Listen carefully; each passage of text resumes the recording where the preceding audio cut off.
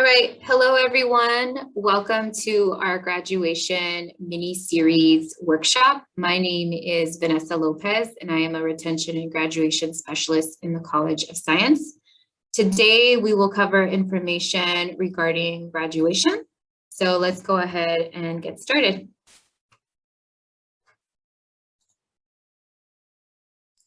All right, so I want to start the presentation today to discuss the difference between graduation and commencement.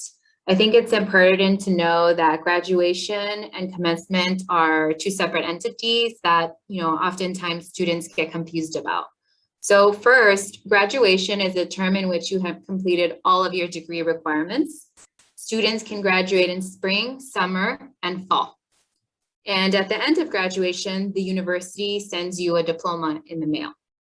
Now, commencement is just a ceremony, and it only occurs once a year, and it used to, before COVID, every spring term. Has been the same, but I do want to put that disclaimer in case there are any changes moving forward.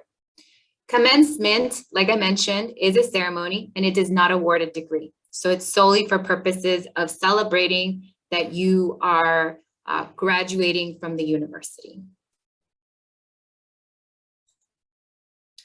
There are few graduation requirements that need to be completed in order for you to apply for the diploma.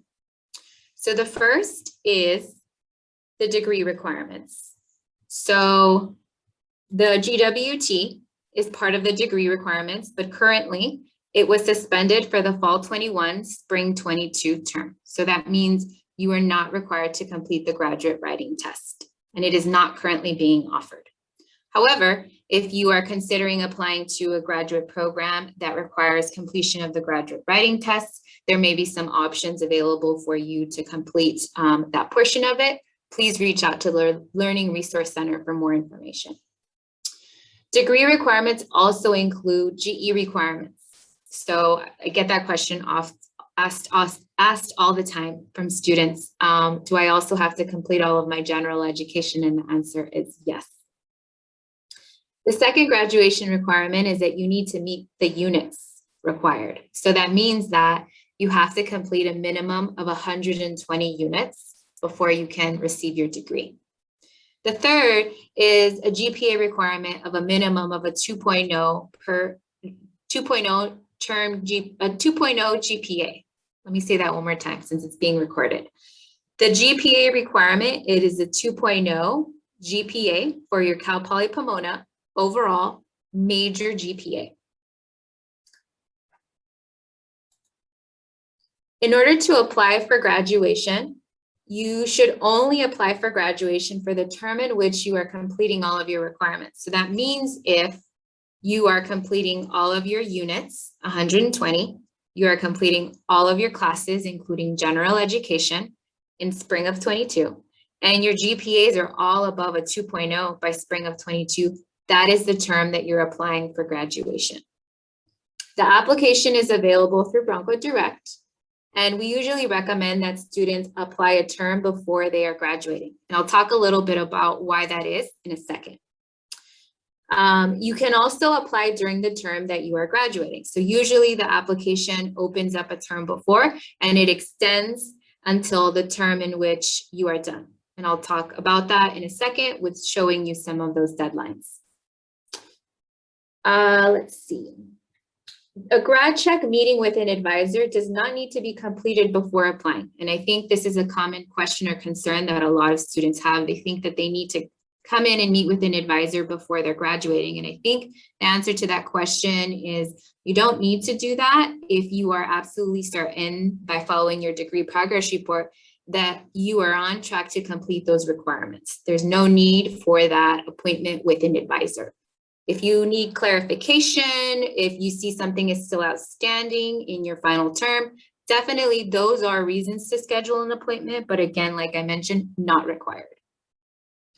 Your degree progress report does not need to be cleared, all green and gold, before applying for graduation. This is a common question I also get.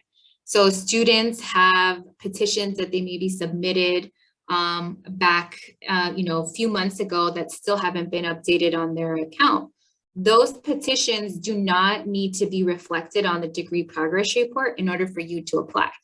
As long as you know that the petition was approved for the requirement, that's enough for you to move forward, knowing that that requirement will be fulfilled at the time of graduation. Typically, that's the process. So registrar's office will apply those petitions, rearrange general educations. So like maybe let's say you have a general education in B5 and it needs to go to D4. They'll move those things around as they are getting ready to graduate you in the term that you're done.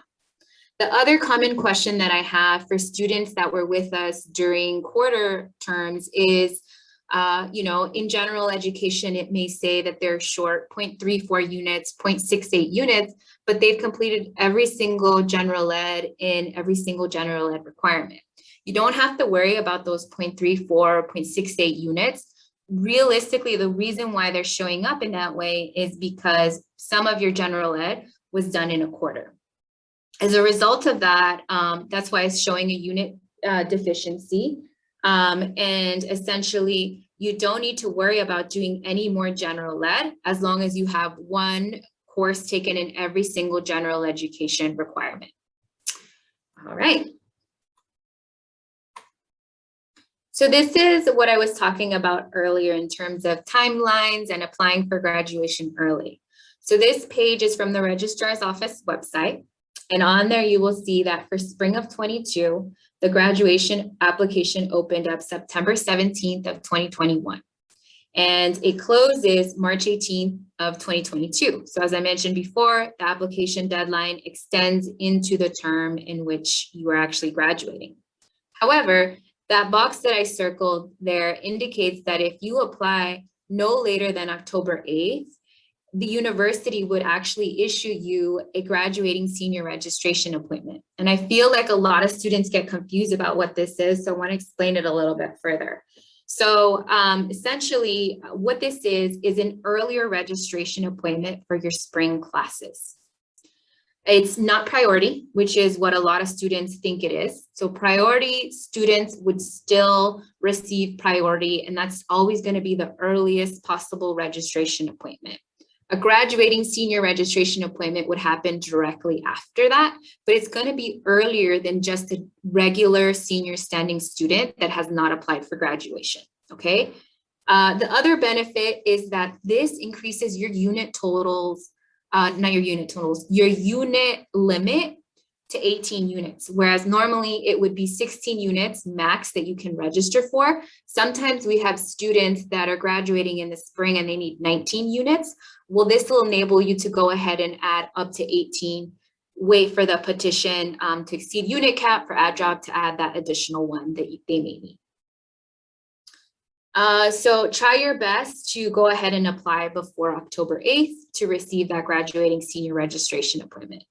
If you are a student that already gets priority registration, an application anytime between September 17th through March 18th would still give you that priority registration that you're used to getting.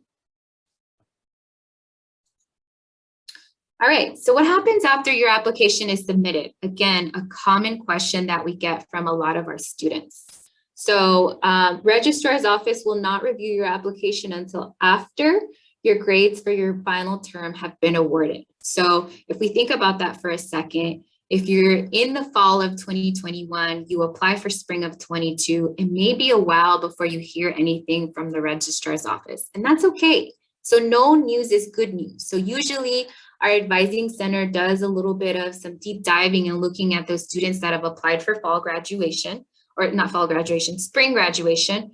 And the registrar's office also does some of that deep diving as well. And they usually alert us if there are applicants that are missing some type of deficiency. And we usually do a good job of reaching out if we need further clarification. If we know the solution to the deficiency, our office will oftentimes just take care of it in terms of submitting a petition or providing that clarification to the registrar's office on your behalf as far as what needs to happen in order for your degree to be awarded. So just know that, ultimately the registrar's office doesn't fully begin the process of awarding degrees until after those grades come in. So realistically, if you're graduating in spring of 22, they'd probably begin sometime in June of 22. And this process can extend up until August, sometimes even up to September. Spring terms are our most popular, and those are our largest graduating classes. And that's just usually how long it takes to get everyone graduated from the university. So what happens next? So once the university awards your degree between, those timelines that I gave you, for instance, for spring, they will send you an exit survey email. And that email is usually also a congratulatory email. So it basically says, congratulations, we awarded your degree. And on there, it has a link to the exit survey. It's important that you complete that exit survey so that they can initiate the printing of the diploma that's actually mailed to your home. So I have, in the last few months, received an increase of students who have told me that they will go in and search for the exit survey online, and they'll go ahead and complete it before actually receiving the congratulatory and exit survey email from the registrar's office. I want to remind you that that is not the correct process. Please do not complete the exit survey until you get the email from the registrar's office that your degree was awarded. That is the correct process because it really initiates the printing of the diploma after the degree is awarded. And we don't want to screw up the timeline that the registrar's office has. They already have a lot on their plate in terms of graduating the number of students. Let's just follow the process as it currently is. You will have access to your Cal Poly Pomona email up to 1 term after you're done at Cal Poly. Okay, so if you have anything important coming into that email address, make sure that you forward it on to another email or change that subscription onto a different email address so that you don't lose that information. You do have access to the Career Center up to a year after you are done at Cal Poly, and I think this is important. We oftentimes meet with students who have not met with a career specialist because they may be very overwhelmed with classes and maybe they just don't find the time. Know that you still have access to meeting with an advisor from the Career Center after that point for up to a year. Okay. All right, so now that we talked about graduation and meeting all of your requirements and receiving your diploma, I want to talk about commencement. So as you recall, commencement is a ceremony. And like I mentioned before, it was offered in the spring. So I want to give you an example. So a student that applies for spring graduation through Bronco Direct is automatically eligible to participate in spring's commencement ceremony. So spring graduation is automatically linked to spring commencement, the ceremony. However, if you are a summer and a fall graduation applicant, you have to wait to participate in spring ceremony for the following year. So let me give you an example. If you are a fall 21 graduate with more than 6 units and you apply for fall 2021 graduation through Bronco Direct, you are automatically eligible to participate in commencement for spring of 22. Okay, so you're already lumped into the group for spring of 22. Sometimes students ask me, is there anything extra that I need to do? And the only other extra thing I've seen within recent years, because last year we had a drive-through ceremony, is that you may have to RSVP for the event. But otherwise, as a fall grad, you're automatically linked to the following term's graduation. All right. So I'm going to add a layer on top of that.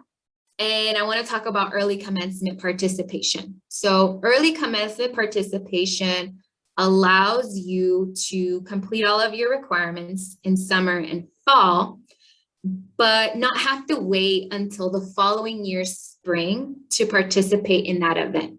It allows you to participate in the event in the same year that you complete all of your degree requirements. There are some rules that you need to follow in order to do that, as well as a separate application. So that separate application is not through Bronco Direct. it's actually through the registrar's office website, and it generally opens up around February of any year. So just to give you an example, if you are graduating, let's say summer of 22, the early commencement participation application for spring of 22 opens up February of 2022. And that's typically what's been done in the past years. The only way that you can participate in early commencement participation beyond the application is that you can only take 6 units or 2 classes in summer or fall.